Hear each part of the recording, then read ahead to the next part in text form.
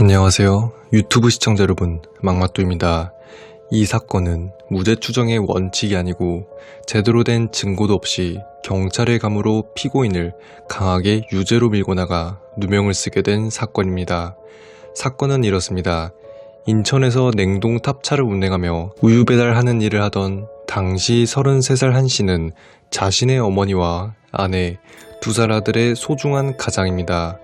2000년 8월 11일 밤 10시경 한 씨는 아내와 함께 자신이 일할 때 타고 다니던 탑차를 끌고 형님 집을 찾아가려고 경인고속도로를 타고 가고 있었습니다. 진술에 따르면 이때 시속 70km의 속도로 달리고 있었다고 합니다. 그렇게 한 씨는 고속도로를 달리던 중 자신의 차에서 무언가가 옆으로 떨어지는 것을 느끼고 자신의 차량을 급하게 세웠습니다. 이에 놀라 차에서 황급히 내려 확인을 했는데 떨어진 것은 같이 타고 있던 아내였습니다. 한 씨의 신고를 받고 출동한 119는 의식불명이 된 아내와 그녀를 부축하는 한 씨의 모습이었습니다. 사고 처리를 하는 동안 한 씨는 급히 집에 계시는 어머니와 자동차 보험회사 그리고 자신이 다니고 있는 우유 배달 회사에 사고 소식을 알렸습니다. 잠시 후 고속도로 순찰대와 구급차가 도착을 했고 사고 현장을 수습하는 한 씨를 조사했습니다. 사건만 보면 한 씨가 운전 중 아내를 밀어낸 사건으로 보입니다. 그렇지만 70km의 속도로 조수석의 문을 열고 아내를 밀었다는 건 특히 고속도로에서 말이죠. 한 씨의 입장에서는 불행한 일이었고 사고 수습을 하며 슬퍼하는 한 씨를 경찰은 체포를 했습니다. 그리고 경찰 조사 과정에서 경찰은 한 씨를 피고인으로 지목했습니다. 정확한 증거도 없이 부검에 소견에 교통사고에서 흔히 볼 수 없는 후두부 골절이 일어났다 라는 말과 담당 형사는 아내의 명의로 된 보험이 들어있는 것을 확인하고 보험금을 노린 것이라고 생각하여 한 씨를 체포했다고 합니다.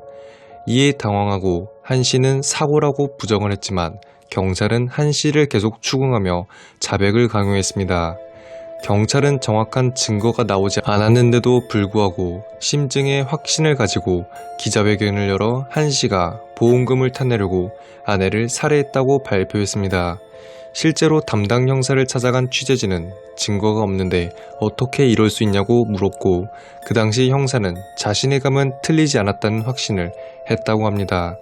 언론에는 트럭을 몰고 가던 남편 한 씨가 조수석에서 졸고 있는 아내를 보고 보험금을 탈 수 있겠다는 생각에 범행을 저질렀고 자신은 아내의 사고에 놀라 당황하는 남편 모습을 연기하려고 119를 부르는 등 위장했다고 보도되었습니다. 사건은 찝찝함이 남은 채 계속 진행되었습니다. 당시 경찰의 주장은 이렇습니다. 한 씨의 아내 명의로 든 보험이 여러 종류였고 수취인은 남편과 가족이라는 것이 경찰이 내세웠지만 어디까지나 물적 증거가 아닌 정황 증거였습니다. 또한 한 씨의 가정은 평소에도 가정의 불화가 잦았고 생활고가 힘들었다는 가정이 조사에서 드러났다고 주장했습니다. 이렇게 가정 불화와 경제적으로 힘든 한 씨가 당시 옆자리에서 졸고 있는 아내를 보고 순간적으로 보험금을 탈 수 있겠다는 충동에 사로잡혀 있었다며 경찰은 한 씨의 살해 동기를 기재했고 이러한 내용은 공소장에 실제로 검찰이 기재를 했다고 합니다. 그리고 경찰의 또 다른 주장은 도로 위에 쓰러진 아내를 한 씨가 일으켜 세우는 척 하다가 다시 도로에 내팽개쳐 확인 사살을 했다고 합니다. 정말 제대로 확인된 증거도 없이 이렇게 한 사람을 살인마로 몰고 가는 게 말이 될까요? 한 씨는 자신은 정말 억울하다며 주장을 했지만 당시 인천 서부경찰서의 담당 경찰은 한 씨에게 검찰의 기소 의견을 송치하며 한 씨에게 당신이 억울하다고? 만약 당신이 무죄가 된다면 내가 경찰복을 벗겠다고 확신에 찬 말투로 장담을 했다고 합니다. 상황이 한 씨가 범행을 저지른 것이라고 상황이 흘러가며 1심에서 무기징역을 선고받았습니다. 하지만 시간이 지나고 당시 한 씨의 변호를 맡은 변호사는 한 씨의 가정과 가족관계 그리고 보험 등을 조사한 결과 경찰이 주장한 내용이 정확한 증거가 없고 심증을 바탕으로 추론을 한 소설 같다고 말을 했습니다. 그리고 당시 한 씨가 운행하던 차량이나 동일 차종으로 재판부에 검증을 요청했습니다. 또한 법의학자들에게 부검소견에 대한 자문을 구했습니다. 검찰의 공소사실대로 상황을 봤을 때 한 씨는 밤 10시경 시속 70km의 속도로 고속도로를 운행하며 한 손으로 조수석의 문을 열고 아내를 어떤 방법으로 밀어내든 밖으로 아내를 떨어뜨린 것이 됩니다. 검찰의 주장은 탑차, 중대형 화물차를 운행해본 사람들이면 그 상황이 말이 안 된다며 반박할 것입니다. 탑차의 크기는 이처럼 폭이 최소 1.5m가 넘습니다. 그리고 당시 한 씨는 주차를 한 상태가 아닌 주행 중이었습니다. 그리고 사건이 발생 당시 한 씨는 가속 페달에서 발도 떼지 않았다는 것이 되겠죠. 검찰이 기소 과정에서 탑차 운전자들에게 탐문을 했다면 생각이 달라지지 않았을까요? 당시 한 씨의 변호사는 유사업종에 근무하는 중대형 화물차를 운행한 사람들을 탐문하고 나서 한 씨의 무죄에 대해 확신이 가졌다고 합니다. 그렇다면 검찰의 주장을 정리해보자면 한 씨는 밤 10시경 경인고속도로에서 시속 70km의 속도로 탑차를 운전하다가 옆에 조수석에서 자고 있는 아내를 보고 보험금을 타고 싶어 해서 조수석을 열고 아내를 밀었다는 것이 검찰의 주장입니다.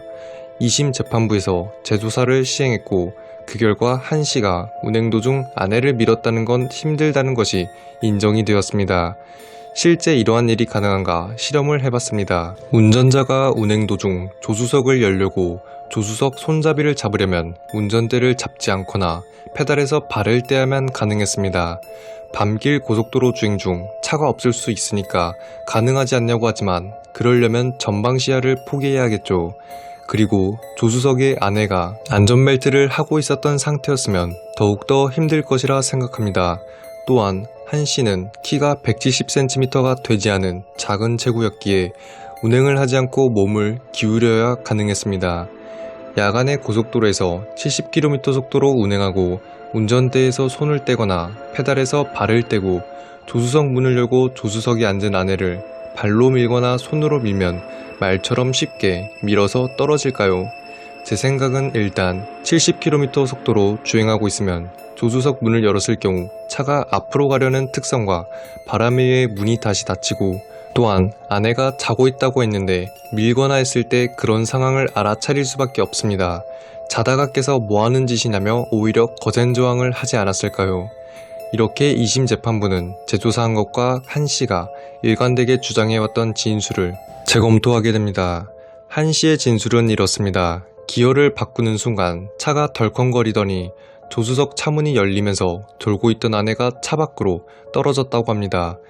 재조사 결과 당시 한 씨의 차량은 노후화되어 요즘 차량처럼 차량의 문을 고정시키는 장치가 진동이나 충격으로 인해 스스로 열리는 게 불가능하진 않고 애초에 제대로 닫힌 게 아니었을 수도 있다는 것이 인정되었습니다.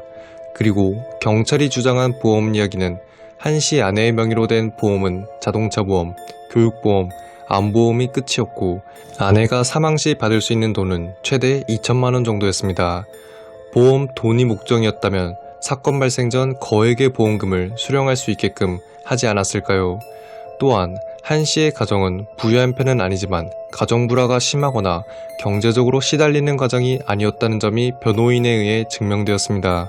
증거를 찾지 못한 검찰과 경찰은 자신들의 주장에 힘을 싣기 위해 제대로 된 조사와 정확한 증거가 없이 한 씨 가정에 대한 소설을 쓴 것이나 다름없게 됩니다.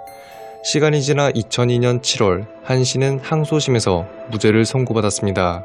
항소심 재판부의 판결 내용은 이렇습니다. 검찰 및 1심 재판부가 의심을 할 만한 합리적인 증거도 없이 편향적 추론에 근거해 피고를 유죄로 처벌한 위법을 저질렀다. 한 씨 가족이 가입한 보험은 자동차 보험, 교육보험, 암보험 등으로 지급액이 최대 2천만원 정도에 불과해 그것을 받으려고 범행을 저질렀다고 보기는 어렵다. 이에 피고인 한 씨에게 본 재판부는 무죄를 선고한다 라고 말을 했습니다. 대법원도 2심 판결 내용을 그대로 받아들였고 한 씨는 1년 6개월의 수감 생활을 끝내고 2003년 2월 5일 대법원에서 무죄 확정 판결을 받았습니다. 하지만 한 씨는 법적으로 무죄가 되었지만 사람들은 이미 한 씨를 살인자 취급을 했습니다. 당시 무기징역을 선고받은 한 씨는 항소를 하여 안양교도소에서 재판을 기다리면서 교도소 내에서 수갑을 차고 생활을 했다고 합니다. 그리고 한 씨는 억울함에 우라통이 터질 것 같은 심정이었고 극심한 스트레스를 받아 당뇨병에 걸렸고 70kg의 체중이었던 그는 이러한 복합적인 요소가 섞여 50kg 이하로 감량이 되었습니다. 그렇게 힘든 수감 생활을 하고 무죄가 증명되어서 자유로워졌습니다. 하지만 이미 극심한 스트레스로 인해 정신은 피폐해졌고 몸도 망가져 당뇨병으로 인해 인슐린을 달고 살아야만 하는 처지가 되었습니다. 취재기사에 따르면 한 씨는 극심한 분노, 불안, 대인기피증 때문에 석방된 지 6개월이 넘도록 혼자서 바깥 출입조차 하지 못했다고 합니다. 한 씨의 무죄 판결이 확정이 되고 나서 한 씨는 자신의 동네로 들어왔는데 동네 주민들은 무죄로 나온 한 씨에게 살인범이 왜 돌아다니고 있냐는 눈치를 주며 자리를 피하기 바빴습니다. 사건 당시 경찰이 기자들 앞에서 한 씨가 아내 보험금을 노리려고 이런 범죄를 저질렀다고 발표를 해서 이 사건이 널리 보도되었고 한 씨가 무죄 판결을 받고 나서 무죄를 받았다는 사실을 보도한 곳은 한 군데도 없었습니다. 검찰과 경찰은 그럼 한 씨가 죄가 있다고 판단하고 이 사건을 수사했던 걸까? 한 씨가 입건되고 자신은 아내를 죽이지 않았다고 억울함을 해소했지만 경찰은 자신의 경험에서 나온 한 씨는 살인범이 틀림없다고 증거도 없는 상황에서 한 씨의 기소를 밀어붙였습니다. 경찰은 한 씨가 범인이라고 생활고에 찌들어 가정 불화가 잦은 가정이라며 둔갑시켰고 한 가정의 명예를 더럽혔습니다. 또한 경찰은 한 씨의 형제까지 공범으로 의심했고 자백을 한다면 형량을 낮게 받을 수 있도록 돕겠다고도 했습니다. 이러한 엉터리 수사와 경찰의 경험에서 나온 수사기관의 간접 정황 증거로 인해 한 씨는 무기징역을 선고받았습니다. 대법원의 무죄 판결이 확정되고 나서 1심에서 무기징역을 선고한 재판장은 취재기자와 이러한 통화를 했습니다. 판사는 귀신이 아니라 인간이다. 나는 증거법에 따라 합리적 의심이 여지가 없다고 판단했지만 같은 맥락에서 항소심과 대법원이 무죄로 판단했다면 이의를 달지 않겠다고 말했습니다. 그리고 한 씨를 처음 살인 혐의로 기소했던 서부경찰서 수사 관계자는 교통사고와 살인은 종이 한 장 차이다. 똑같은 사고가 다시 일어나서 국가수 부검 결과에 의심이 있다면 나는 또다시 운전자를 살인범으로 기소할 것이라고 말했습니다.